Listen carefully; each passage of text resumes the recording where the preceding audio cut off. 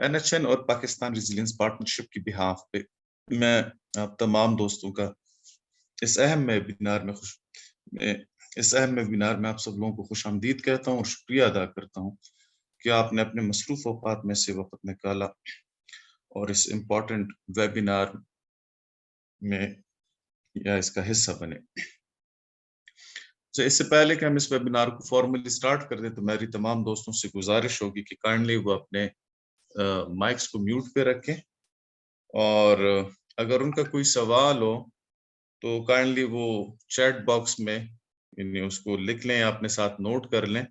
बाद में जो क्वेश्चन आंसर सेशन होगी तो उसमें वो पूछ सकेंगे। इसके अलावा भी अगर चैट बॉक्स में आप लिख लेते हैं तो आप हैंड रेस के ऑप्शन पे भी जा सकते हैं। ठीक है जी। अच्छा जी, तो हमारे आज के इस वेबिनार का टॉपिक है response planning at local level. इस मौजू पे हमारे साथ बात करने के लिए मौजूद हैं जनाब रिजवान बेग साहब। रिजवान बेग साहब को आप में से अक्सर लोग जानते होंगे। वो helping hands for relief and development के डिप्टी कंट्री डायरेक्टर हैं और ह्यूमैनिटेरियन सेक्टर का वसी तजुर्बा रखते हैं। पिछले तकरीबन 25 सालों से साउथ एशिया और साउथ ईस्ट एशिया के मुख्तलिफ ममालिक में ह्यूमैनिटेरियन जो हमारे असिस्टेंस के प्रोजेक्ट्स और प्रोग्राम्स चले हैं उसमें खिदमत सर अंजाम देते रहे हैं। डिजास्टर मैनेजमेंट पर जो है यानी उनका काफी उबूर है और डिजास्टर मैनेजमेंट साइकिल के मुख्तलिफ फेजेस जिसमें प्रिपेयर्डनेस हो गया, रिकवरी हो गई, इमरजेंसी रिस्पांस हो गया, रिहेबिलिटेशन, तो इन सब पर उनका अमली तजुर्बा जो है यानी मतलब वो रखते हैं। तो इसके साथ ही मैं गुजारिश करूंगा जनाब रिजवान बेग साहब से, ठीक है जी, कि वो इस वेबिनार को जो है आगे चलाएं। और now over to you Rizwan साहब। Assalamu alaikum to all participants. Thank you very much for inviting me. Especially, I'm very thankful to NHN, ADPC, and APPP कि उन्होंने मुझे ये मौका दिया कि जो हमारी लर्निंग्स हैं, एक्सपीरियंस हैं कंट्री कॉन्टेक्स्ट पे, उसके ऊपर आज हम बात करें। मैंने कुछ पार्टिसिपेंट्स भी देखे, माशाल्लाह काफ़ी एक्सपीरियंस लोग बैठे हुए हैं और इंशाल्लाह हम इसको हमें इस वेबिनार में हम इसको इंटरैक्टिव रखेंगे ताकि आप लोगों के भी एक्सपीरियंसेस हमारे साथ इसमें शेयर हों। इसको 3 हिस्सों में मैंने डिवाइड किया है। पहले हम चूंकि ज़ाहिर हम एक कामों में लगे होते हैं और कॉन्टेक्स्ट से थोड़ा सा हट भी जाते हैं, तो एक इंट्रोडक्शन हम ले लें कि इमरजेंसी रिस्पांस पे इस वक्त क्या करंट अपडेट होके इसकी डेफिनेशंस बन चुकी हैं और क्या रिस्पांसेस के मैकेनिज्म्स की तरफ जा रहे हैं। तो इसका एक हम इंट्रोडक्टरी वो ले लेंगे। फिर सेकंड इसका हम एक पार्ट रखा है हमने इमरजेंसी रिस्पांस मैनेजमेंट, उसके ऊपर हम थोड़ी सी बात करेंगे। और तीसरा कंट्री कॉन्टेक्स्ट के ऊपर कि रिस्पांस मैकेनिज्म और उसका प्लान हम कैसे चीज़ों को लेके आगे चलना चाहिए। स्टार्टअप लेने से पहले मैं यहाँ पर 2-3 डॉक्यूमेंट हैं जिनको मैं यहाँ पे लाजमी कंट्री कॉन्टेक्स्ट में जो भी यहाँ पे हमारी नेशनल एनजीओज काम कर रही हैं जो कि इस स्पेशली जो ह्यूमैनिटेरियन साइड पे हैं और रिस्पांस इमरजेंसीज को, डिजास्टर को बहुत ही टाइमली रिस्पांस करना चाहती हैं, तो हमारा नेशनल डिजास्टर रिस्पांस प्लान 2019 है, वेल डिफाइंड डॉक्यूमेंट है और एनडीएमए की वेबसाइट पे, एनएचएन की वेबसाइट पे ये अवेलेबल है। और इसकी एक ऐसा डॉक्यूमेंट है जो आपको कंट्री कॉन्टेक्स्ट की प्लानिंग में बहुत हेल्पफुल है। और दूसरे में कामरान साहब एक डॉक्यूमेंट है जो कि पैसिफिक ह्यूमैनिटेरियन टीम का डेवलप किया हुआ है, emergency preparedness and response plan. वो मैं आपसे शेयर कर दूंगा तो आप तमाम पार्टिसिपेंट्स को वो भेज सकते हैं। बहुत बड़ा सिंपल वेल डिफाइंड डॉक्यूमेंट्स हैं, लेवल्स डिफाइन हुए हैं उसमें कि किस लेवल पे हमें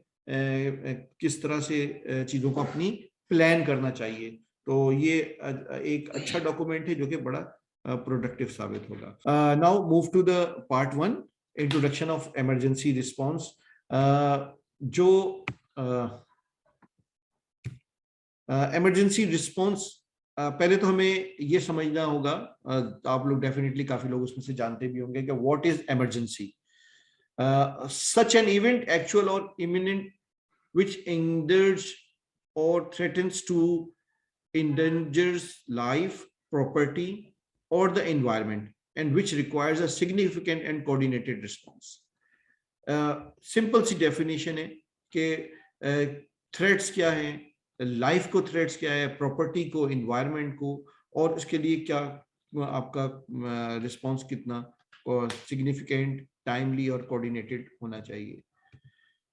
Response is extraordinary measures which are taken in time of emergency to minimize life and property losses.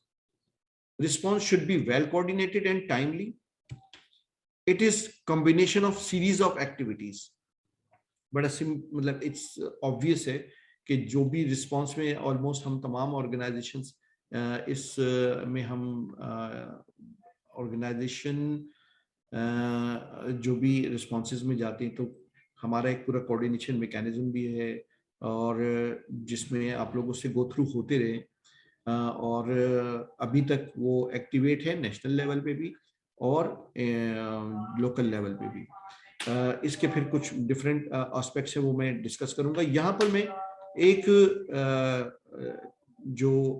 ये बात हो रही है हमारी सेकंड पॉइंट के response should be well coordinated and timely और combination of series of activities. तो इसके लिए मैं थोड़ा सा बैक जाऊंगा. जब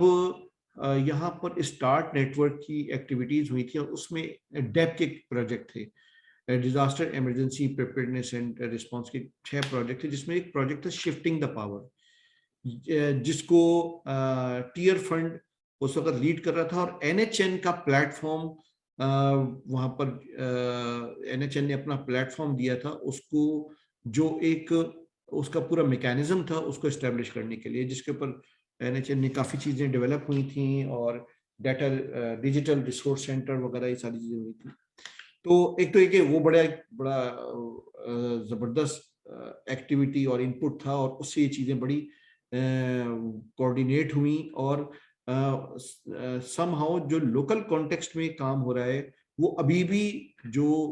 वो शिफ्टिंग द पावर प्रोजेक्ट की और सर्च कैपेसिटी प्रोजेक्ट की जो लोकल कॉन्टेक्स्ट में या लोकलाइज्ड मॉडल उसके डेवलप किए गए थे वो अभी भी बड़े इफेक्टिव हैं. तो एक तो रिस्पॉन्सेज में उनको जरूर और अपनी प्लानिंग में उसको जरूर शामिल करें, जरूर लेना चाहिए, जो कि एनएचएन के डिजिटल रिसोर्स सेंटर्स पे अवेलेबल है. Effective response to the impact of disaster is critical, mainly in order to limit casualties, alleviate hardship and suffering, restore essential life support system, mitigate further damage and losses, and provide the foundation of subsequent recovery.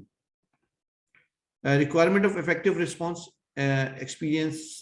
हम लोगों को होता रहे कि information and resources, जैसे मैंने अभी पीछे भी बात आपको बताया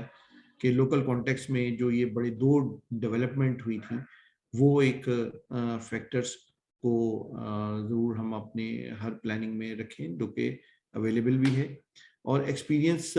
जो हमारा फंडामेंटली हमें डिपेंड करना है कि इंफॉर्मेशन रिसोर्सेज ये दोनों की जो भी इफेक्टिव रिस्पांस है उसमें बहुत एक बहुत की रोल है. एक इट्स अ बैकबोन कि राइट इंफॉर्मेशन आ रही हो फील्ड से. और अच्छा, मैं यहाँ पर एक बात थोड़ा सा करूँ कि इस वक्त हमारे लोकल कॉन्टेक्स्ट में हमारा जो बहुत ज़्यादा रिलाय है वो लोकल मीडिया है. लोकल मीडिया में हमें कहीं कहीं पर जब कोई इंसिडेंट होता है उसमें बड़ी एग्जिजरेशन नजर आती है. तो ये इंफॉर्मेशन का राइट पाथ पे होना बड़ा जरूरी है, क्योंकि आपकी फिर रिसोर्सेज बड़ी टाइमली और रिसोर्सेज आपकी बड़ी इफेक्टिवली यूटिलाइजेशन होना उसका बड़ा जरूरी है. मैं यहाँ पर एक अभी एग्जांपल शेयर करूंगा. अभी हम सब उससे गुजरे हैं जो हमारी अभी मेहड़ में दादू में फायर इंसिडेंट हुआ. और मैं आपको कल की इंफॉर्मेशन बताऊं कि जितना इंफॉर्मेशन जो थ्रू मीडिया आई या अदर सोर्सेज आई, और जो रिस्पॉन्स गया है वो डैमेज से बहुत ज्यादा हो गया है। तो अब देखें आपके रिसोर्सेज जो है ना वो फिर लॉस होना शुरू हो जाती हैं, और फिर उसमें जो है वो क्योंकि बहुत ज्यादा कोऑर्डिनेटेड एफर्ट नहीं थी, तो वहां पर ये नजर आया कि पिछले 4-5 दिन से जो है वो राशन ही डिस्ट्रीब्यूट हो रहा है, और एक ही फैमिली, अब वहां पे टोटल 150 फैमिलीज अफेक्टेड हैं, जो कि मेरी नॉलेज है, हो सकता है ज्यादा हो या कम हो, मगर बहुत सारी मतलब कोई 7-8 ऑर्गेनाइजेशंस ने जाके, और फिर कॉर्पोरेट सेक्टर ने भी जाके वहां पे रिस्पॉन्स किया, क्योंकि मीडिया में एकदम चीज हाईलाइट हुई, मगर वो वहां के डैमेज या जो वहां पे रिस्पॉन्स रिक्वायर्ड था उससे बहुत ज्यादा था, जिससे कि वो आपके रिसोर्सेज जो हैं वो दाया होती हैं। Without these two vital components the best plans management arrangements and expert staff become virtually useless. ये एक पॉइंट है जिसको मैंने अभी आपको एग्जांपल भी दी कि रिसेंटली इसमें हुआ कि जाहिर बात है आपका स्टाफ भी पहुंचा, वहाँ पे लोग भी पहुंचे, कुछ कुछ 2-3 मेरे पास रैपिड असेसमेंट्स भी आ गए वहाँ पे, मगर जो रिस्पांस हुआ चूंकि वेल कोऑर्डिनेटेड नहीं था तो इतना वहां पर चला गया, और कुछ चीजों में बहुत ज्यादा हो गया, जैसे फूड में बहुत ज्यादा हो गया, मगर उनके तो मेजरली घर जल गए थे और शेल्टर लेस हो गए थे। शेल्टर में उनका बहुत ही वीक नजर आया पॉइंट, मगर बाद में फिर कुछ लोगों ने वहाँ पे टेंट भी प्रोवाइड किए, और वहाँ पर उनके शेल्टर को भी जो नीड थी उसको जो भी एकदम इमीडिएट नीड थी उसको एड्रेस करने की कोशिश की। तो ये बड़ा ज़रूरी है कि रिसोर्सेज की जो यूटिलाइजेशन है वो बड़ी वेल कोऑर्डिनेटेड हो, और अल्हम्दुलिल्लाह I am very proud on और पाकिस्तान कॉन्टेक्स्ट कि ये जब से हमारे यहाँ क्लस्टर मैकेनिज्म है, फिर एनडीएमए का एक पूरा स्ट्रक्चर काम कर रहा है, और पीडीएमए जिस तरह से काम कर रहे हैं, तो इट इज काफी हद तक वेल कोऑर्डिनेटेड है, और पीडीएमए फौरन अपना रोल लेता है, जिसके बाद जो है ना वो प्रोविंशियल लेवल पे भी हमारी कोऑर्डिनेशन फौरन स्टार्ट हो जाती है। Characteristics of emergencies disruptive to individual and communities, not part of day to day experience नहीं होता, can be sudden onset, कोई भी फ्लडिंग हो गई या फ्लैश फ्लडिंग हो गई या फायर इंसिडेंट हो गया या फिर अर्थक्वेक वगैरह किसी कंट्रोल्ड एरिया में आया, unpredictable in occurrence and effects require an immediate response, local resources may be inadequate, wide range of destructive effects and in its impact, complex needs in dealing with them. ये कुछ characteristics हैं जिसपे कि हम emergencies को declare करते हैं कि ये इमरजेंसी, वैसे तो डिक्लेरेशन इसका एक पूरा प्रोसेस है, बट एक अगर आप बहुत ही ऐसे कॉन्टेक्स्ट पे हैं जहाँ पे वो आपकी जो लोकल रिसोर्सेज हैं वो उसको नहीं पूरा कर पा रही, तो वो उसकी रिस्पांस रिक्वायर्ड होता है एट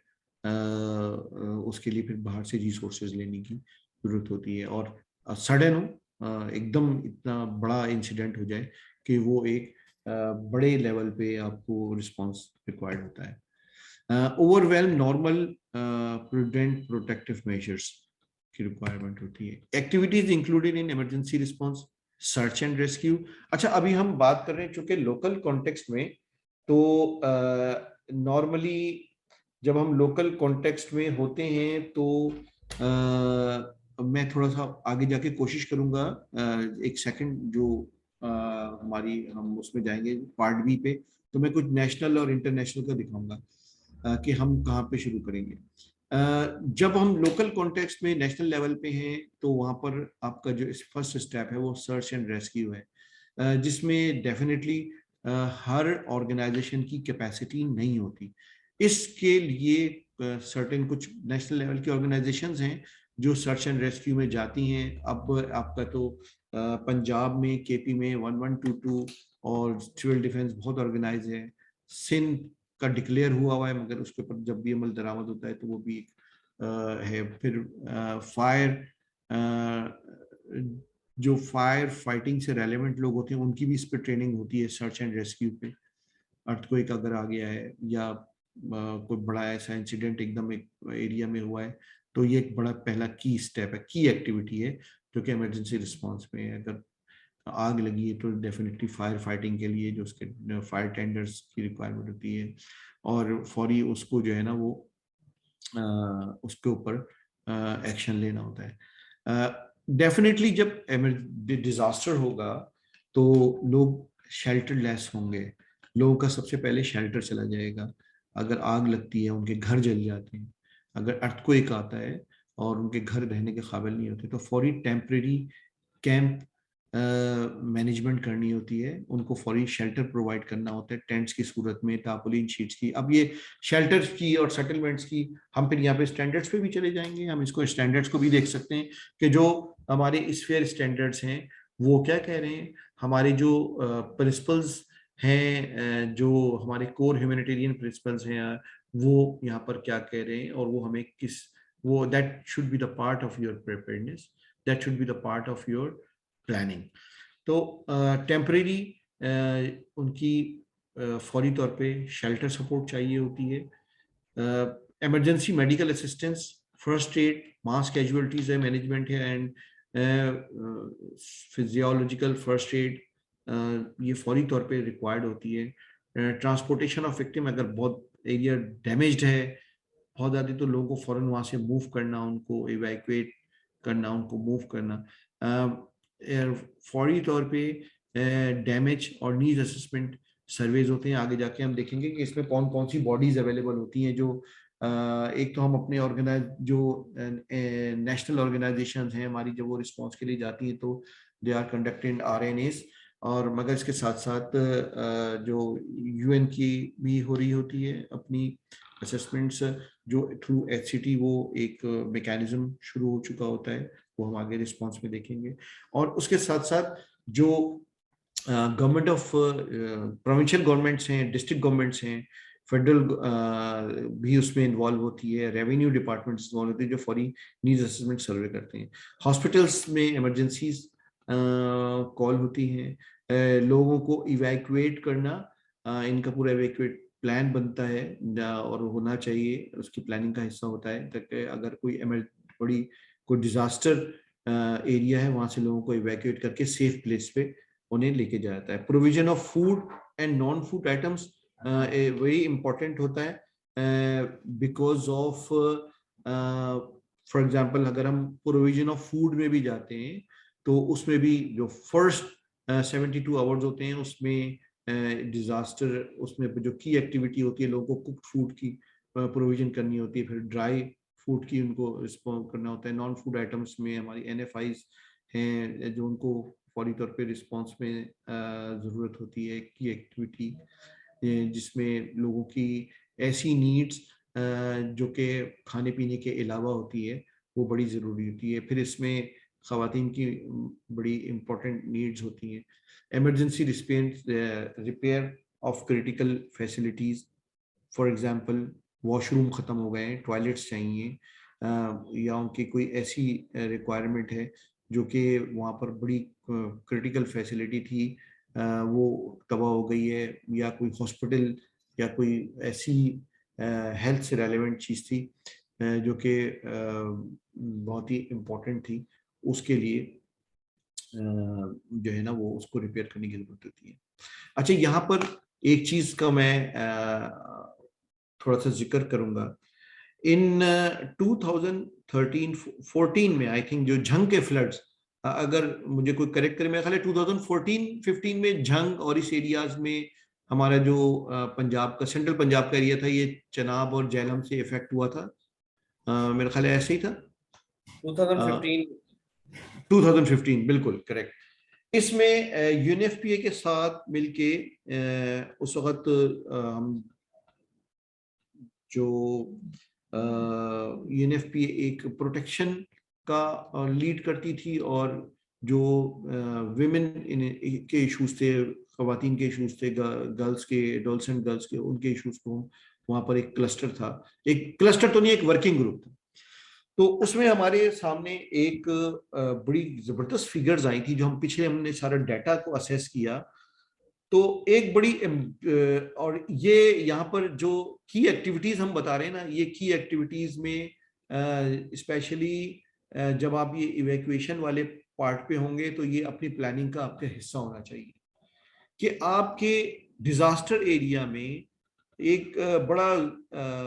जबरदस्त किस्म की फिगर सामने आई थी कि in every 100 women 4 women are pregnant. ये बड़ा यूनिवर्सल, यानी जब इसको इंटरनेशनली भी कंपेयर किया तो अब ये पता चला कि 100 खवातीन अगर एक डिजास्टर एरिया में तो उसमें से 4% जो है वो प्रेग्नेंट हैं। अब जो प्रेग्नेंट वो किस स्टेज पे, ये एक बात की बात है, बट उसकी नीड बिल्कुल डिफरेंट है ना, उसके लिए बिल्कुल एक डिफरेंट। तो वहां पर RHDRR का कॉन्सेप्ट जो है वो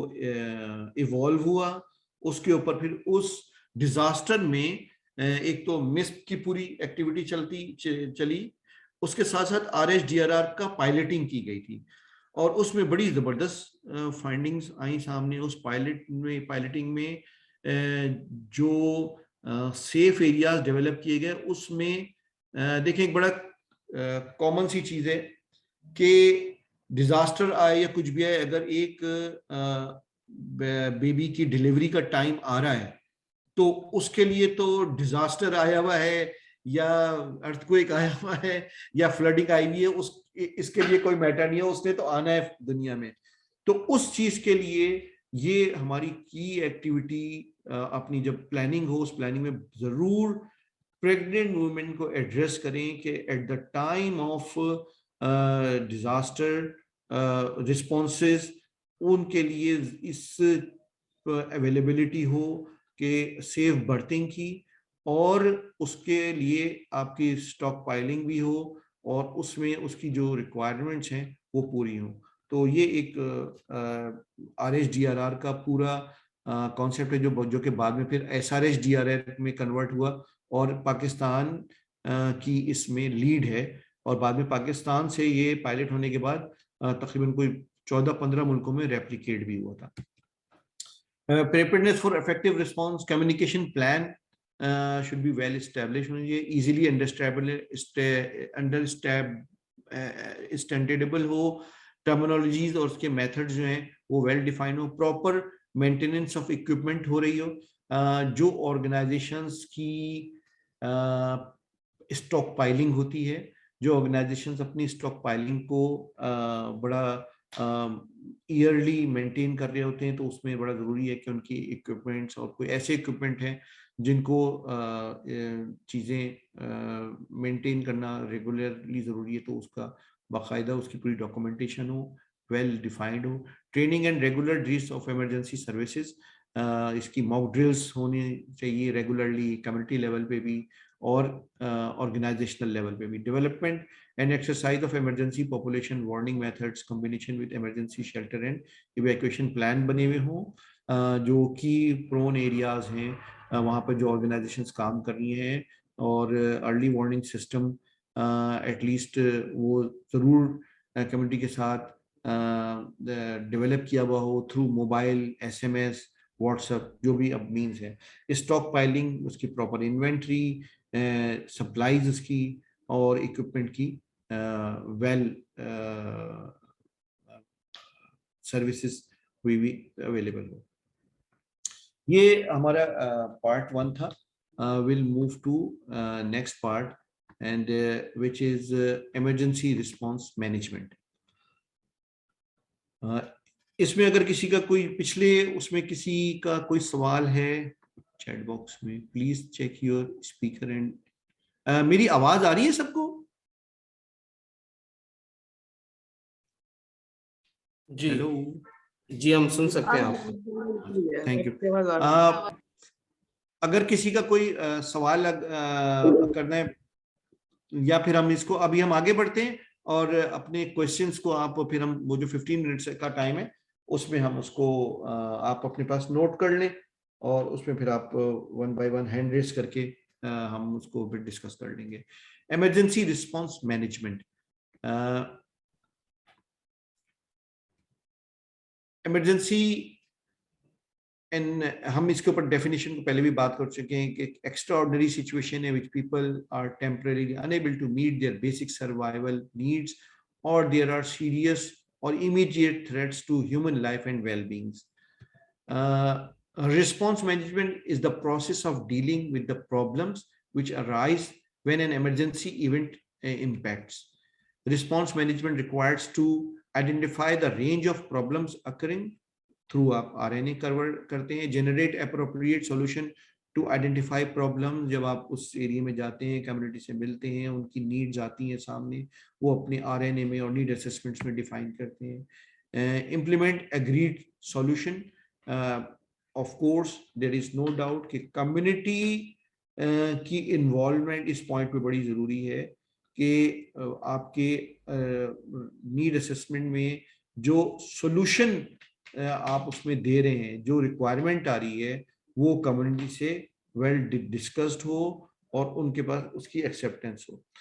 monitor and review the situation and the action being taken. ये एक कंटिन्यूअस प्रोसेस है. Emergency response aim to reduce mortality rate. हमने पहले भी पिछली उसमें भी देखा था, एक डेफिनेशन है, रिव्यू कर लेते हैं. To reduce mortality rate and damage the property, thereby reducing the impact of emergency and to ensure successful recovery of maximum number of people. Local context में जो हमने सबसे पहला पॉइंट देखा था कि सर्च एंड रेस्क्यू, उसमें सबसे पहला इंश्योर करना होता है कि लोगों को उनकी लाइफ को सेव किया जाए. उनको फौरी तौर पे जो है वहाँ से जो डिजास्टर एरिया हुआ है, कोई बिल्डिंग गिर गई है, कहीं आग लगी हुई है, तो उनकी सेफ जो है ना वो इवैक्यूएशन हो, सेफ उनको रिकवर करके उनको मैक्सिमम जितनी भी एफर्ट्स हो सकती हैं वो की जाए. Impact of characteristics of response. Effective response to the impact of emergency is critical mainly in order to limit the casualties, alleviate hardship and suffering, restore essential life support and community system, mitigate further damage and losses, provide the foundation of subsequent recovery. इसके अलावा impact characteristics of response relatively unexpected. Many urgent and significant tasks involving injuries, deaths or property losses. ये obvious होता है in every disaster, और किस तरह से उसको जो है ना मैनेज करना है. Large number of personnel and agencies, उनकी जो है वो involvement. High level of public interest or controversy. Mishandling of information. This is very important कि information और जो डाटा आ रहा है उसको डाटा प्रोटेक्शन के जो रूल्स हैं, की रूल्स हैं, उसकी तरह से उसको हैंडल किया जाए और उसमें किसी भी जो है ना वो मिस हैंडलिंग ना हो, मैनिपुलेशन ना हो. सम टास्क आर ओवरलुक्ड और under resource, some task are over resource और some of the available resources are not used. ये आपकी प्लानिंग जो भी उसकी मैनेज कर रहे हैं रिस्पॉन्सेस को, उसके ये की फैक्टर्स हैं कि आपकी जो रिसोर्सेज हैं जो आपने अपनी गैदर की हैं वो बड़ी ही वेल डिफाइन हो, वेल प्लान्ड हो और लोगों को टाइमली और इफेक्टिवली उनको पढ़े हो. बल्कि इसमें अप्लाई होता है हमारा CHS का जो रूल 1 है, वो इस पे अप्लाई होता है कि लोगों को जो है ना विद डिग्निटी के साथ उनको चीज़ें दी जाए. अच्छा जी, मैंने अभी पिछले प्रेजेंटेशन में आपसे बात की थी कि जो अभी हमने रिसेंटली, चूँकि हमारे सामने है दादू का वाकया मेड़का के, जो वो ओवर रिसोर्स्ड हो जाती हैं चीज़ें जब ज़्यादा मतलब वेल कोऑर्डिनेटेड नहीं होती, तो वो ये बड़ी उसकी मेजर एग्जांपल है कि वो रिसोर्सेज जो हैं वो ओवर हो जाती हैं और लोगों के पास फिर वो ज़ाहिर है वो उसकी मिसयूज होता है. यहाँ पर मैं एक चीज़ जो आप लोगों को एक रीडिंग या रेफरेंस बुक आएगी which is emergency preparedness and response है, उसमें आपको इसके चैप्टर 1 में आपको एक बहुत ही वेल डिफाइन आपके प्लानिंग के लिए बहुत ही इम्पोर्टेंट एक डॉक्यूमेंट है जिसमें लेवल्स डिफाइन है कि आपका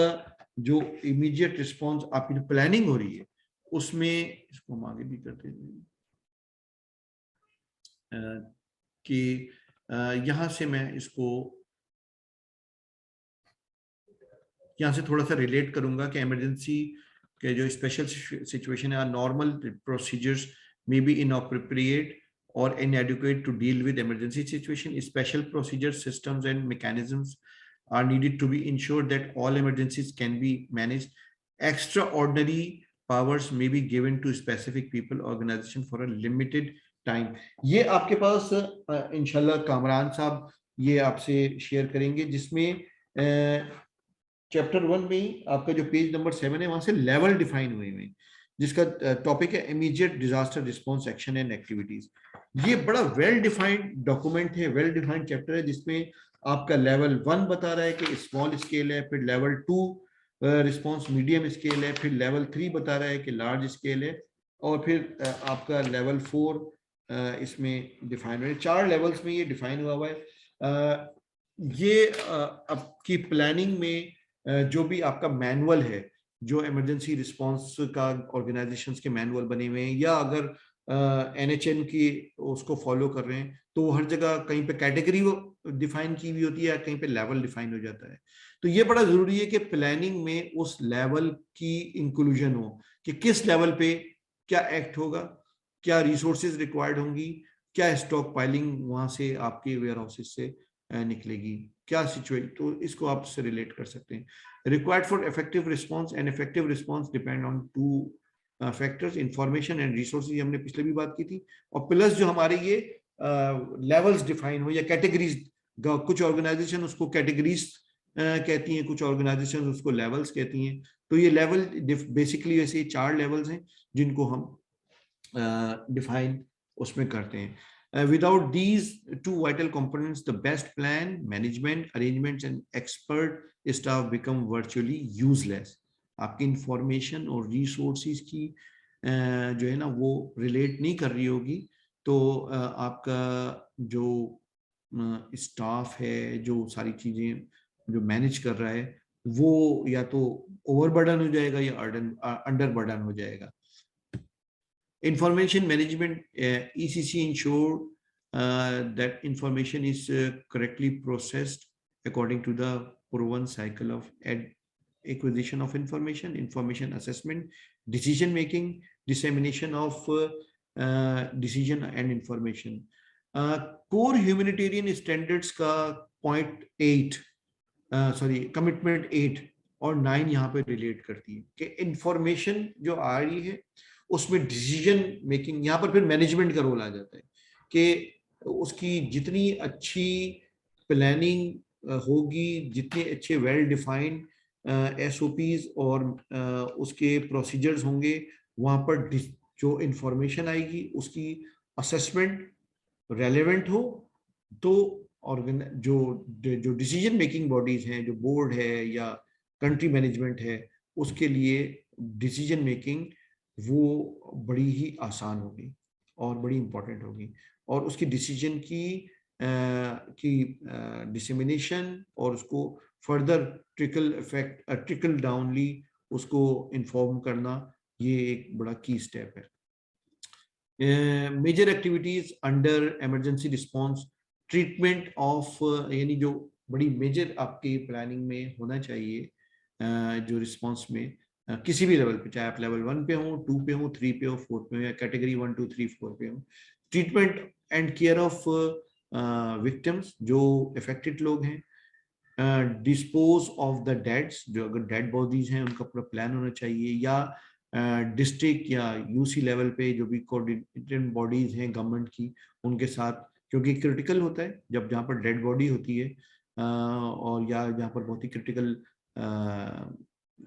जख्मी जो आपके विक्टिम्स होते हैं, उसमें उनके लिए बड़ा ज़रूरी है कि वो गवर्नमेंट की, जो लोकल गवर्नमेंट है, डिस्ट्रिक्ट गवर्नमेंट है, और जो प्रोविंशियल डिजास्टर मैनेजमेंट अथॉरिटी या DDMAs हैं, उनके साथ वेल कोऑर्डिनेटेड हो।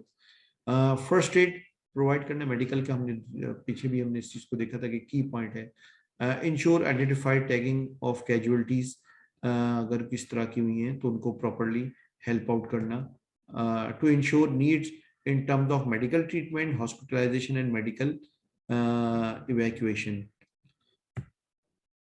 शेल्टर, पहली तो हमारी आ गई कि हमें फौरी हेल्थ से रेलेवेंट, यानी कि उनको फर्स्ट एड और जो डेड बॉडीज हैं और जो लोग जख्मी हैं उनको हम अपनी प्लानिंग में उनको रिस्पांस में रखें. Shelter, to provide shelter for victim whose housing has been destroyed or rendered unusable that may be involved. Making urgent repair to some housing, अगर बहुत ही इस माइनर लेवल की, इस लेवल की है कि उसको रिपेयर से कर सकता है, या फिर विल प्रोवाइड को जो सब्स्टिट्यूट के तौर पे फौरी दी जाए कि अगर घर बिल्कुल जल गया या घर अर्थक्वेक में बिल्कुल तबाह हो गया तो उनको टेंट्स दिए जाएं. अगर अब इसमें ये है कि ऑर्गेनाइजेशंस के स्टॉक पाइलिंग में टेंट्स होते हैं, मगर जब यहाँ पे इमरजेंसी बड़ी हो, डिजास्टर बड़ा हो, तो वहां पर आपकी जो स्फीयर स्टैंडर्ड्स हैं उसमें फिर चीज़ों को स्टैंडर्डाइजेशन चेंज हो जाती है, इन दैट सेंस कि अगर फॉर एग्जांपल बड़ा डिजास्टर है तो ऑर्गेनाइजेशंस अपने पैसे को, फॉर एग्जांपल टेंट की जो कॉस्ट आ रही है उसमें वो बैम्बूज और टॉपोलिन से ज्यादा लोगों को कवर करने के लिए, कि जैसे हमने 2010 के फ्लड में देखा कि वाटर में और शेल्टर में स्टैंडर्ड्स को रिवाइज किया गया और टेंट के बजाय लोगों को बैम्बूज और टॉपोलिन शीट्स दी गई. वाटर का भी जो है ना, वो जो यूज वाटर पर डे पर पर्सन था उसका भी अमाउंट जो है वो रिवाइज हुआ था. तो इसी तरह से लोगों को लोग के, वैसे तो कुछ ऑर्गेनाइजेशंस हैं जिनको मैं भी जानता हूं कि बड़ी उनकी जबरदस्त स्टॉक पाइलिंग होती है, टेंट्स भी, मगर इसमें अब जो कोऑर्डिनेटेड बहुत ज्यादा एफर्ट्स हैं, पीडीएमए इन्वॉल्व होता है, पीडीएमए की अपनी भी स्टॉक पाइलिंग होती है. तो इसमें जो है वो जो आपका टेम्परेरी शेल्टर है वो फौरी तौर पे प्रोविजन उसकी रिक्वायर जरूरी है. Accommodation groups of homeless people in community building such as, जिस हम लोगों को शिफ्ट करते हैं स्कूल्स या इस तरह के जो इंस्टीट्यूशंस होते हैं उनको फौरी तौर पे जो है वो जो लोगों के को एज ए शेल्टर के तौर पे भी यूज किया जाता है. फूड वेरी वेरी की रिक्वायरमेंट होती है. ज़्यादातर लोगों की सारी बिलोंगिंग्स खत्म हो चुकी थी. टू ऑर्गेनाइज इसकी प्लानिंग का बड़े वेल प्लान होना चाहिए कि फर्स्ट 72 आवर्स में कुछ ऑर्गेनाइजेशंस हो वो वेल कोऑर्डिनेटेड हो, कि डुप्लीकेशन ना हो रही हो, वो कुक्ड फूड दे रही हो, और उसके साथ ही जो है ना फिर उनको जब रिसोर्सेज NFIs प्रोवाइड की जा चुकी हो तो उसके बाद उन्हें ड्राई राशन की प्रोविजन भी दी जाए ताकि वो फौरी तौर पे अपने आप को रिकवर करें. Estimate damage to food and food stocks, to estimate food reserves available organisation level पे भी और कम्युनिटी लेवल पे भी, दोनों पे. नॉर्मली अगर लोगों के जो स्टॉक्स हैं वो उनकी कितनी जो है ना वो अवेलेबिलिटी है और कुछ ना ऑर्गेनाइजेशन अपना इनपुट दे सकती है, the part of your management and planning. Clearance of access to clear key roads, airfield, ये सारी इसकी जो रिक्वायरमेंट होती है अगर डिजास्टर अर्थक्वेक है, और इसमें water, power and other essential supplies, to reestablish water, power and gas supplies. इसमें डेफिनेटली जो इंफ्रास्ट्रक्चर है और उसको जो सर्विसेज देने वाले लोग हैं लोकल लेवल पे और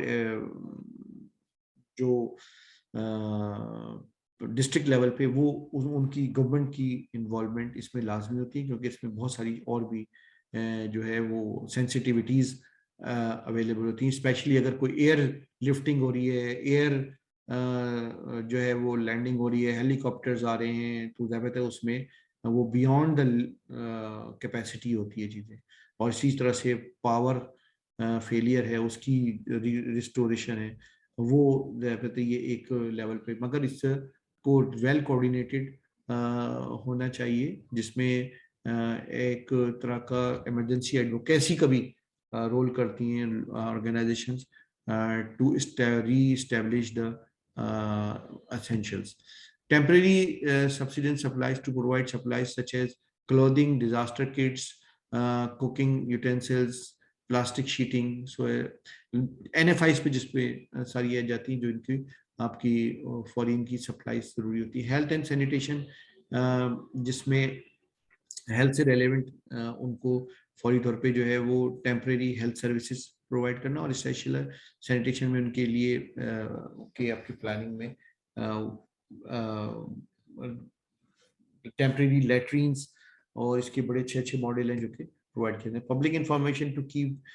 strike and community inform on what they should do, specially in the terms of self help to prevent speculate and ये बड़ा जरूरी होता है कि इंफॉर्मेशन जो कम्युनिटी में जारी है उसमें वो पैनिक ना हो, अफवाहें ना फैल रही हों, और डेफिनेटली डिजास्टर एरिया बड़ा वनरेबल होता है और वहाँ पे कोई भी जरा सी मिस इन्फॉर्मेशन या गलत इन्फॉर्मेशन जो है वो पैनिक क्रिएट करती है। और ये हम सब लोगों ने इन चीज़ों को एक्सपीरियंस किया है। फ्लड में एकदम पता चला कि जनाब शोर मच गया कि फ्लड हिट कर रहा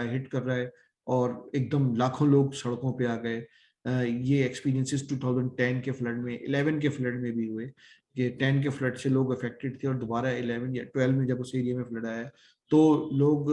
एकदम अफवाहें फैली और लाखों लोग सड़कों पे आ गए, जो एक बड़ा एक सिक्योरिटी इशू और लॉ एंड ऑर्डर का इशू भी हो जाता है। To maintain law and order specially to prevent looting and unnecessary damages, which ये रिलेट भी करता है अगर र्यूमर्स के नतीजे में लोग बाहर आ रहे हैं। Maintenance of public moral depend on cultural and local circumstances to make arrangement for counseling and spiritual support of the stricken community. This may involve religious bodies, welfare agencies and appropriate organizations. इसमें एक advocacy का role है national level, national organizations के लिए कि उस area में वो लोगों को ऐसी उनके साथ कोऑर्डिनेशन में लेके जाएं कम्युनिटी को कि वो उस ट्रॉमा से निकलें और वो ऐसी बॉडीज को और वेलफेयर जो चैरिटी ऑर्गेनाइजेशन है उनसे भी उनसे रिलेट करें। ये हमारा सेकंड पार्ट था। इसमें एक चीज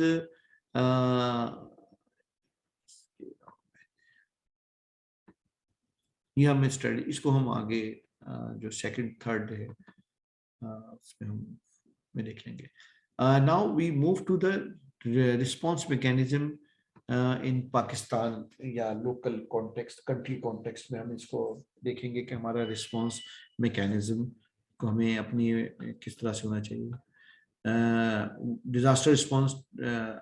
to the provision of emergency services and public assistance during an immediate after a disaster in order to save life, reduce health impact, ensure public safety and meet the basic subsistence need of the people affected. This is disaster response, which is very key.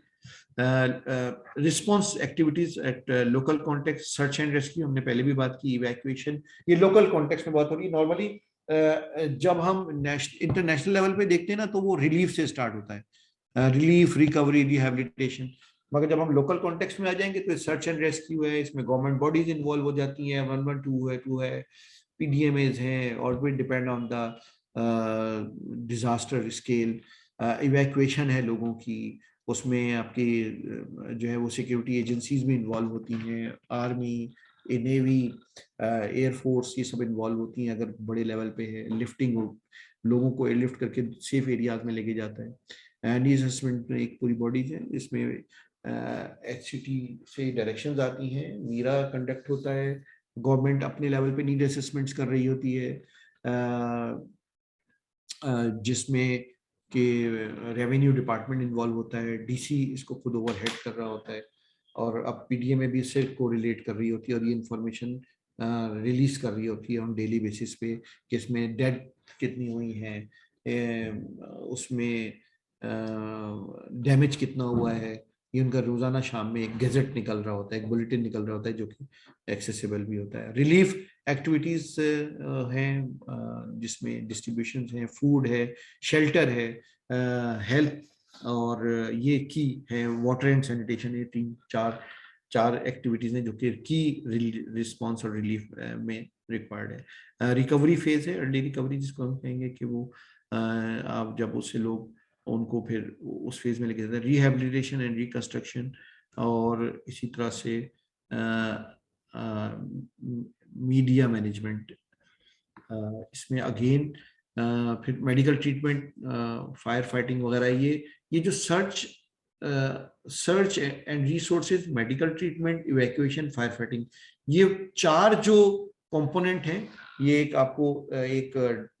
इसके साथ ऊपर block में नजर आ रहे हैं,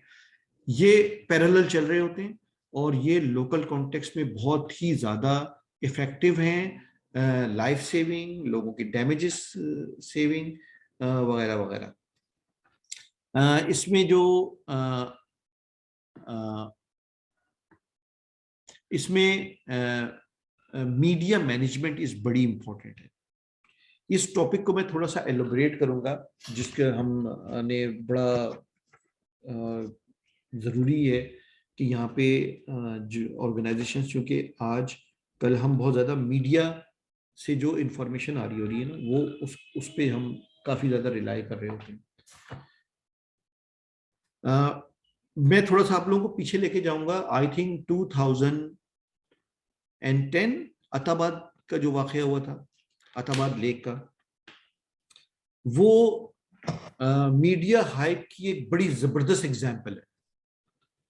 हम खुद उसको, क्योंकि अताबाद लेक का एक ऐसा वाकया था, उस वक्त एनडीए में भी इन्वॉल्व थी, आई थिंक जनरल नदीम साहब खुद वहां पहुंचे हुए थे, मगर मीडिया से एक हाइप क्रिएट हो रही थी। कुछ उसमें पॉलिटिकल, नॉन पॉलिटिकल फैक्टर्स भी थे, मगर अगर आप लोगों को याद हो कि ऐसा सिनेरियो डेवलप हो गया था कि एनडीए में के बार बार बुलेटिन में जो उनके आ रहा था, या उनका जो अपडेट शाम में रिलीज हो रहा था, वहां पर जो लोग मौजूद थे, जनरल नदीम साहब उसको खुद हेड कर रहे होते थे, वो डिफाइन कर रहा है कि भाई कोई इतना बड़ा थ्रेट नहीं है। मगर मीडिया हाइप ऐसी क्रिएट हुई थी कि ये लगता था कि बस ये किसी भी वक्त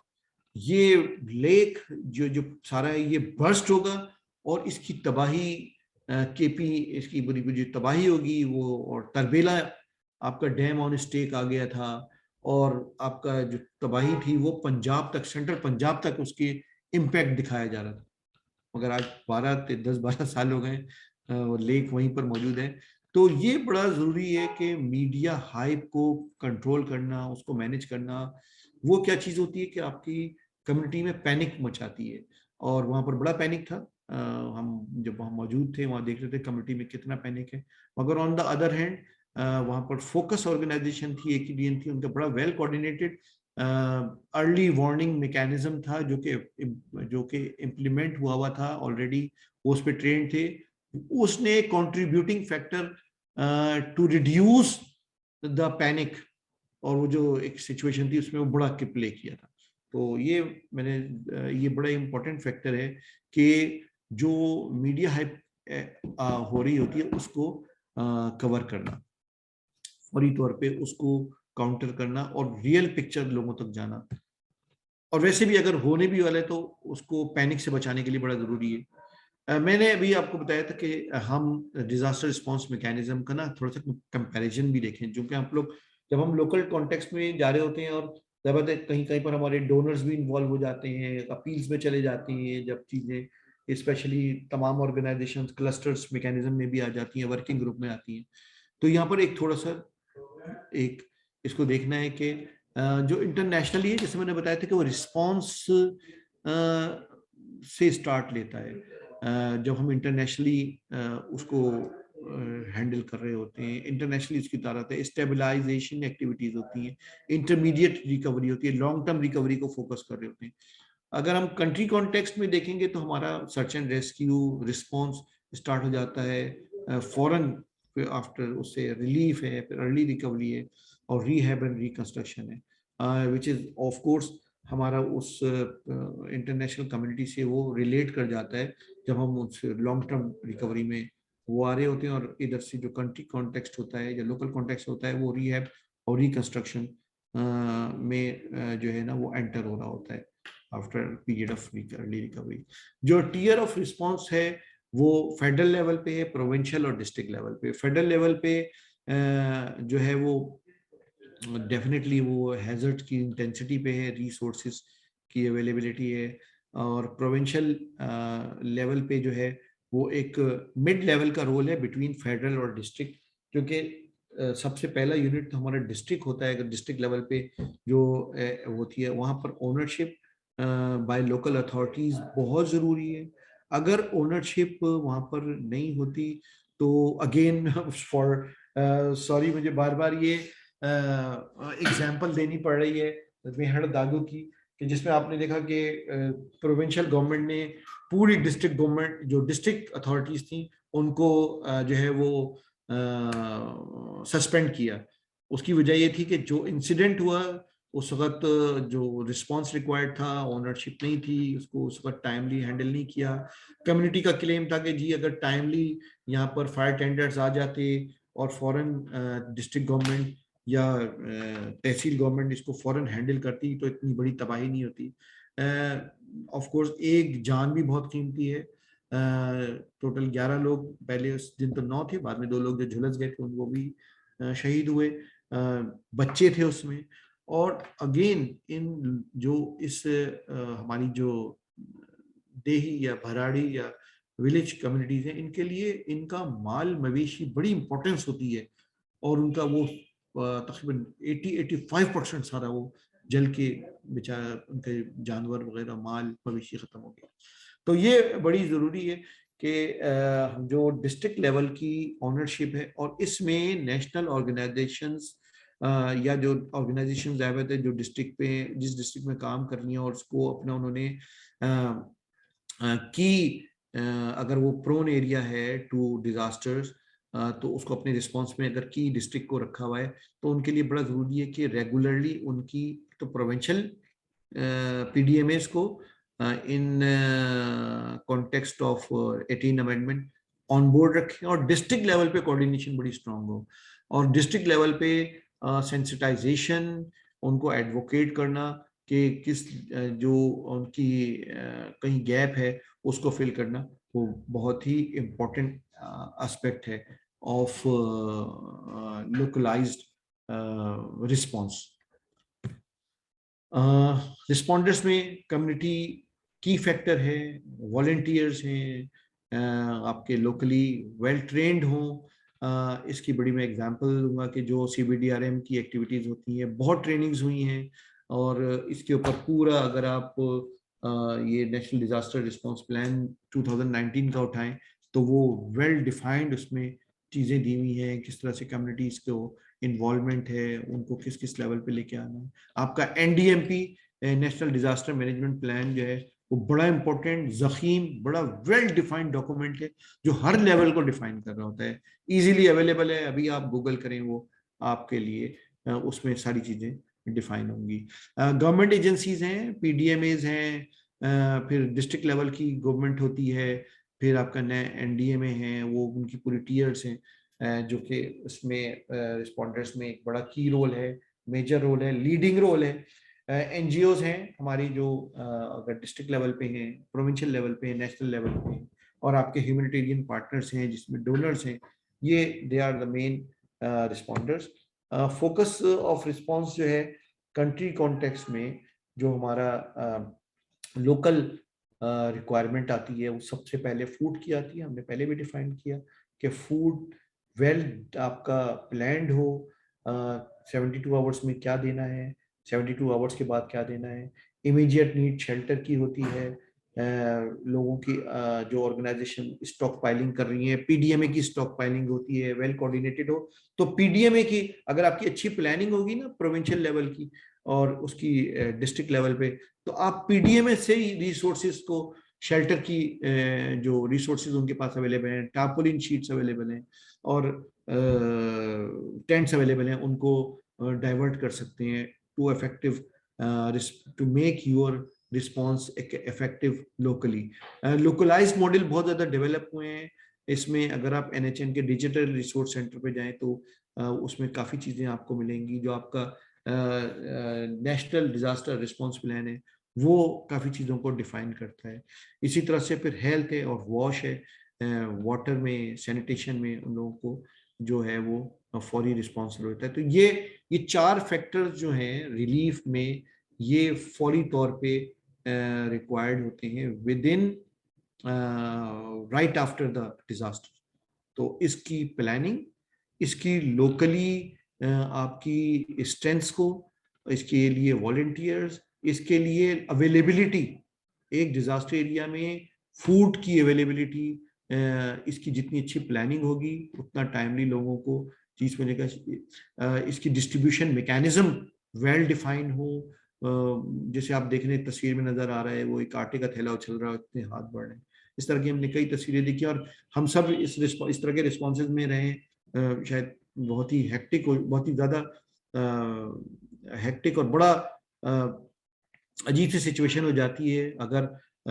असेसमेंट, नीड असेसमेंट सही से नहीं हुई हो, नीड असेसमेंट में रिकमेंडेशन वेल डिफाइंड नहीं हो, उसमें इंफॉर्मेशन सही नहीं हो, कम्युनिटी ग्रुप्स नहीं डेवलप कर दिए गए हो, और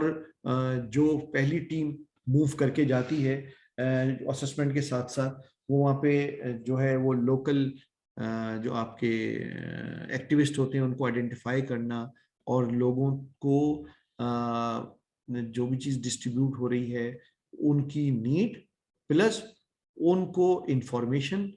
प्लस उसकी मॉनिटरिंग और प्लस उनकी इंफॉर्मेशन में आ जाता है कि उनको वो सिलेक्ट उनको करने का पूरा प्रोसेस से गुजरे हुए हों, और वो डिस्ट्रीब्यूशन पॉइंट पे वो इनवाइटेड हों, और वो पूरी एक टाइमली मैकेनिज्म के साथ उनको एड्रेस किया जा रहा हो। हेल्थ एक ऐसी चीज़ है जिसमें ज़्यादातर कैंपिंग की ज़रूरत होती है। मेडिसिन अगर स्टॉक पाइलिंग में नॉर्मली नहीं रखी जाती, जिसमें एक्सपायरी का इशू होता है, मगर इसके लिए जो है ना लोकली वेंडर कॉन्ट्रैक्टर्स या लोकली मेडिकल स्टोर से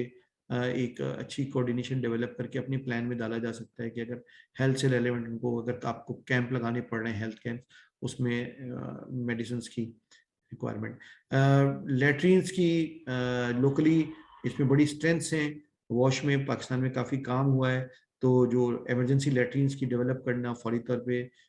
इसमें बहुत ऑर्गेनाइजेशंस की स्ट्रेंथ है। तो ये प्लानिंग में इसमें कम्युनिटी को ट्रेन भी किया जा सकता है पहले CBDRM की एक्टिविटीज़ में या मॉक ड्रिल्स में, कि फौरी तौर पे ये जो है वो इमरजेंसी लेटरीन्स वगैरह और safe, specially for women and girls, उनके लिए सेफ सैनिटेशन का जो कंपोनेंट है वो उसमें एड्रेस किया हुआ। अर्ली रिकवरी में आपका शेल्टर है, एग्रीकल्चर एंड फूड सिक्योरिटी है, हेल्थ एंड न्यूट्रिशन है, एजुकेशन, वाटर सैनिटेशन, गवर्नेंस है, नॉन फ्रेम लाइवलीहुड है, और कम्युनिटी इंफ्रास्ट्रक्चर है। जो मेजर की फैक्टर्स हैं, डिजास्टर DRR का है फैक्टर है, जेंडर इक्वालिटी है जो क्रॉस कटिंग थीम है, इन्वायरमेंटल और प्रोटेक्शन, ये 4 आपकी इसमें क्रॉस कटिंग थीम्स होती हैं, आ जाएंगी आपकी प्लानिंग का हिस्सा होंगी at the period of early recovery. Important characteristics of response: limit casualties, alleviate hardship and suffering, restore essential life support and community system, mitigate further damage and losses, management, it is very key factor है management, community self resilience and international assistance अगर required हो रही है, और international assistance ये होता है कि जब गवर्नमेंट जो है उसको डिक्लेयर करती है, और इसी तरह से आपकी provide the foundation for subsequent recovery. इसमें जो की फैक्टर है वो मैनेजमेंट, किसी भी रिस्पॉन्स में जितनी आपकी प्लानिंग लोकल लेवल पे, लोकल से मुराद डिस्ट्रिक्ट लेवल पे और प्रोविंशियल लेवल पे वेल कोऑर्डिनेटेड होगी, PDMS के साथ, DDMS के साथ, डेफिनेटली DDMS में DCs होते हैं जो कि बड़ा उसको उनका उस वक्त की रोल होता है, ये उनके साथ जितनी आपकी और ऑफ कोर्स जो थर्ड आपका एरिया है वो कम्युनिटी है, और ये इनकी जितनी वेल कोऑर्डिनेशन होगी और सपोर्ट आपको लोकली अवेलेबल होगी और जो रिसोर्सेज हैं वो वेल डिफाइन होंगी, तो उससे जो है वो आपका जो रिस्पॉन्स है वो लोकली स्ट्रेंथनिंग होगा। इसमें बड़ा की फैक्टर है कि अगर जहाँ पर पीडीएमए लीड कर रहा है तो वो एक 3W 4W मैट्रिक्स होता है, जो अगर इन प्लेस हो और रेगुलरली अपडेट हो रहा हो तो इससे बड़ा आसान होता है कि प्रोविंशियल लेवल पे और डिस्ट्रिक्ट लेवल पे क्या क्या रिसोर्स स्टॉक पाइलिंग अवेलेबल है किस किस ऑर्गेनाइजेशन के बाद, और at the time of disaster वो कितनी तरह से कोऑर्डिनेट करके इफेक्टिवली इसकी यूटिलाइजेशन कर सकते हैं।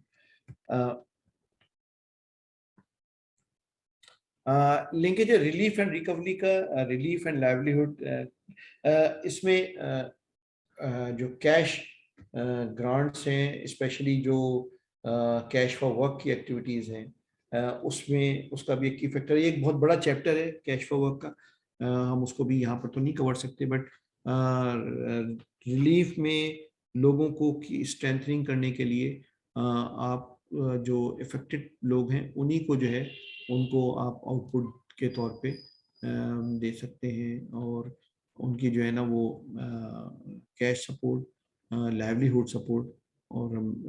इस लिंक कर सकते हैं रिलीफ से और रिकवरी से, इन 3 फैक्टर्स। और उसके बाद जो है उनको जो इनपुट है वो एज ए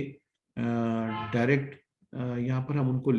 एग्रीकल्चर, हाउसिंग और स्कूल्स में हम लिंक कर रहे थे, और यहाँ पर हम उनको डायरेक्ट उनको वर्क और उसको इन्वॉल्व करके हम उनको सपोर्ट दे सकते हैं। NDMA response structure eight national level पे, ये जो NDM national disaster management authority किस तरह से नेशनली उसका जो आर्किटेक्ट है, उसका जो स्ट्रक्चर है, वो चेयरमैन है, फिर इनका स्ट्रेटेजिक प्लानिंग यूनिट है, ऑपरेशंस में रिलीफ सेल है, लाइजन ऑफिसर्स हैं, कंसाइनमेंट हैंडलिंग है, जो इनकी स्टॉक पाइलिंग होती है उसके प्रोटोकॉल्स हैं, ये इनके फिर डोनर्स एनजीओ सेल्स हैं जो कोऑर्डिनेशन कर रहे होते हैं, यूएन कोऑर्डिनेशन मैकेनिज्म है जिसमें फिर आगे मैं डिफाइन करूंगा कि जहाँ पर एचसीटी होल्ड करती है, जहाँ पर नेशनल लेवल पे और इंटरनेशनल ऑर्गेनाइजेशंस को भी इन्वॉल्वमेंट होती है। Facilities and support, knowledge management है, इंफॉर्मेशन मैनेजमेंट है, media, admin and logistics. Media के हवाले से अगेन एनडीएमए का बड़ा की रोल होता है टू डिफाइन द जो भी इंफॉर्मेशन आ रही है वो अप्रोप्रिएटली और जो राइट इंफॉर्मेशन है, जो एक्चुअल इंफॉर्मेशन है ग्राउंड लेवल की, वो आ रही हो। कोऑर्डिनेशन मैकेनिज्म जो फेडरल लेवल पे एनडीएमए है, एनडीएमए इसी तरह से 2 वे मूव कर रही होती है। एक तो फेडरल एनडीएमए कोऑर्डिनेट कर रही होती है फेडरल मिनिस्ट्रीज से, डिवीजन से, मीडिया, डोनर, यूएन एजेंसी से और ह्यूमैनिटेरियन पार्टनर से, और इसी तरह से जो है वो जो आर्मी और जो मुख्तलिफ कहना चाहिए कि जो हमारी फौज और इससे रेलेवेंट जीएचक्यू और उनके जो डिजास्टर मैनेजमेंट के सेल्स हैं, उनसे भी एनडीएमए कोऑर्डिनेट कर रही होती है, जिसकी बड़ी बेस्ट एग्जांपल हम देखते रहे हैं जब से 2010 का सुपर फ्लड्स था, फिर उसके बाद जो आईडीपीस का क्राइसिस आया, फिर रिसेंटली जो कोविड का था, उसमें एनडीएमए ने बड़ा, ये जो दोनों आपको जो ये स्ट्रक्चर नजर आ रहा है, पूरा स्ट्रक्चर ये बहुत इफेक्टिव, अगर हम एनडीएमए के फेडरल लेवल पे देखें तो बहुत जबरदस्त कोऑर्डिनेट कर रहा था एनडीएमए। इंटरनेशनल जो रिक्वायरमेंट आ रही थी हमारे पास कोविड में, मास्क और इसी तरह से जो सप्लाईज थी वो नहीं थी पाकिस्तान में, और किस तरह से एनडीएमए और इसी तरह से वेंटिलेटर्स वगैरह का बड़ा बड़ा एनडीएमए ने इसमें की रोल प्ले किया था, और किस तरह से वो फेडरल से ले रहे थे, एक तो ह्यूमैनिटेरियन पार्टनर्स थे, कंट्रीज थे, वहां से चीजों को फेडरली वो ले रहे थे और प्रोविंशियली डिसेमिनेट उनको डिस्ट्रीब्यूशन भी जा रही थी, बड़ा इक्वली उसको उसमें it's really appreciated efforts of NDMA at national level, और फिर बाद में जब पीडीएमएस ने उसको इफेक्टिवली इम्प्लीमेंट किया था, उसने भी जो है ना प्रोविंशियल लेवल पे जो मिनिस्ट्रीज थी, प्रोविंशियल लेवल पे जो पार्टनर्स थे, और प्रोविंशियल लेवल पे जो उसकी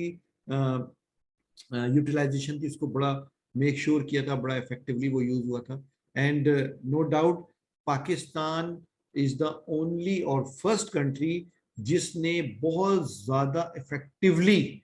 कोविड को मैनेज किया था। और अभी भी अगर आप जितनी भी फिगर्स उठा के देख लें, Pakistan is one of the country जिसमें आपकी कैजुअलिटीज, जिसमें कोविड इफेक्ट हमारा अभी भी बहुत उसका ग्राफ कम है। इवन डेथ्स भी हमारी जो है ना वो बहुत कम लेवल पे। हमारी पड़ोसी कंट्री में ठीक है उनका पॉपुलेशन का भी है, मगर पड़ोसी हमारा इंडिया की मिसालें कितनी मतलब वहाँ पे लाखों में चली गई थी।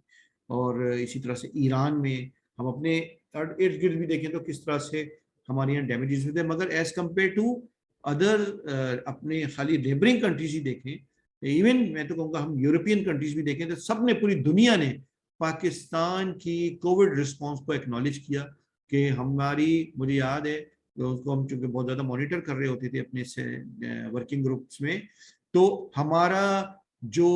फर्स्ट वेव के बाद जिस तरह से लॉकडाउन हुआ, फिर जिस तरह से लॉकडाउन को हैंडल किया गवर्नमेंट्स ने,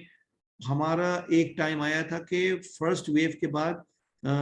3-4 दिन ऐसे गुजरे थे कि एक डेथ हो रही थी या नहीं हो रही थी डेथ्स कोई। और बड़ा जब पूरी दुनिया में फर्स्ट वेव बहुत पीक पे थी, तो हमारा फर्स्ट लॉकडाउन जब एंड हुआ था उस वक्त हमारे केसेस हंड्रेड्स में आ गए थे, 100 बिलो 100, यानी डबल फिगर में भी चले गए थे। और कुछ दिन मेरा खुद मैंने उसमें देखा था, मॉनिटर किया था कि कोई जो है ना डेथ नहीं हुई थी, 2-3 दिन 4 दिन ऐसे भी थी यार, 5 डेथ 4 डेथ 2 डेथ। तो बहुत इफेक्टिव, ये बड़ा रोबस्ट मॉडल है, बड़ा इफेक्टिवली यूटिलाइज हुआ और इसकी एग्जाम्पल भी हमने सबने उसको दिया। तो हमारी जितनी ज्यादा नेशनल लेवल पे, प्रोविंशियल लेवल पे, डिस्ट्रिक्ट लेवल पे ये कोऑर्डिनेशन मैकेनिज्म मजबूत होगा, ऑर्गेनाइजेशंस एज इन मैं एनजीओ आप लोगों को कह रहा हूँ कि जितनी होगी उतना ही हमारा रिस्पॉन्स जो है ना वो वेल एस्टेब्लिश होगा, वेल प्लान्ड होगा और इफेक्टिव होगा। Coordination mechanism is district level, वही उसी का ट्रिपल लगाने के डीडीएमए जो कि डीसीज नॉर्मली होते हैं, वो फिर 2 वे इस प्रोसेस को चला रहे होते हैं। Coordination mechanism in health issues, उसमें प्राइम मिनिस्टर की लीड होती है, national health services regulation and coordination है, ministry of climate change involve होती है, एनडीएमए और national health emergency preparedness on NHEPRN, इसमें पूरा इसका रोल होता है। इसी तरह से कोऑर्डिनेशन मैकेनिज्म जो हमारा फेडरल लेवल पे है, एचसीटी का मैंने जिक्र किया था कि वो चेयर करता है, जो रेसिडेंट कोऑर्डिनेटर है, इसमें चेयर है एनएचएन की भी है, पीएचएफ की भी है और की ऑर्गेनाइजेशन होती है, इसमें एनडीएमए की चेयर है, इसमें आईएफआरसी आईआईसीआरसी एज ऑब्जर्व आता है, पीआरसी इसकी चेयर है, और ये वहाँ पे बैठ के की डिसीजंस हो रहे होते हैं अगर नेशनल लेवल की क्या कोऑर्डिनेशन, नेशनल लेवल पे क्या जो है वो रिस्पॉन्स इस्टेब्लिश होना है। फिर उसी का ये ट्रिकल डाउन प्रोविंशियल लेवल पे जो ओछा अगर एक्टिवेट हो रहा है तो उसका पूरी बॉडी बताई हुई, नेशनल कोऑर्डिनेशन ग्रुप उसको एनडीएमए चेयर कर रहा होता है, नेशनल पॉलिसी कोऑर्डिनेशन ग्रुप को एनडीएमए चेयर कर रहा होता है, और इसी तरह से जो नेशनल लेवल पे क्लस्टर्स होते हैं उसमें को चेयर के cluster coordinator, line department, UN, NGOs और तमाम रेड क्रॉस, रेड क्रिसेंट्स उसमें अवेलेबल होती हैं। मेजर रोल जो है वो गवर्नमेंट ऑफ पाकिस्तान और UN mechanism national federal level पे प्रेजेंट कर रहे होते हैं, और इसमें local national organisation, local organisation, international सबकी प्रेजेंस मौजूद होती है। पीटीएम में इसकी इन्वॉल्वमेंट है प्रोविंशियल लेवल पे। इसी तरह से कोऑर्डिनेशन मैकेनिज्म यूएन सिस्टम है जिसमें क्लस्टर्स उनके होते हैं, ओछा एक्टिवेट कर रहा है, पीडीएमए से वो प्रोविंशियल लेवल पे कर रहा होता है, और इसी तरह से ये जब प्रोविंशियल लेवल पे जाए तो ये प्रोविंशियल कोऑर्डिनेशन ग्रुप होते हैं जिनको पीडीएमए चेयर कर रहा होता है। इसी तरह से इसके जो क्लस्टर लीड्स होती हैं यूएन की एजेंसीज, और इस तरह से जो डिस्ट्रिक्ट लेवल पे होता है वो डीडीएमएज और ओचा का रिप्रेजेंटेटिव होता है वहाँ पर डिस्ट्रिक्ट लेवल पे, जो कि उसको कर रहा होता है। टाइप्स ऑफ अपील्स होती हैं उस टाइम पे जब इमरजेंसी होती है, फ्लैश अपील होती है, उसका नेशनल ऑर्गेनाइजेशंस भी अपनी उसका हिस्सा होती हैं। प्लानिंग में इसको जो फर्स्ट इमरजेंसी रिस्पॉन्स होता है उसमें अपनी जो नेशनल लेवल पे, लोकल लेवल पे ये इसकी फंड्स इस फ्लैश अपील के लोकल ऑर्गेनाइजेशन, नेशनल ऑर्गेनाइजेशन को अवेलेबल होते हैं। कंसोलिडेटेड अपील्स भी जाती हैं जिसमें जो भी नेशनल लेवल का इंफॉर्मेशन, डाटा और जो सारी जो एक्शन प्लान्स या जो उनके कम्युनिटी के साथ रिक्वायरमेंट आती हैं वो यहाँ तक जाती हैं और कंसोलिडेटेड अपील में वो होती हैं। अपील प्रोसेस है, रिक्वेस्ट गवर्नमेंट रिक्वेस्ट करती है, नीड असेसमेंट होती है, मीरा होती है। अब मीरा में नेशनल पूरा रोल देते हैं NHN के साथ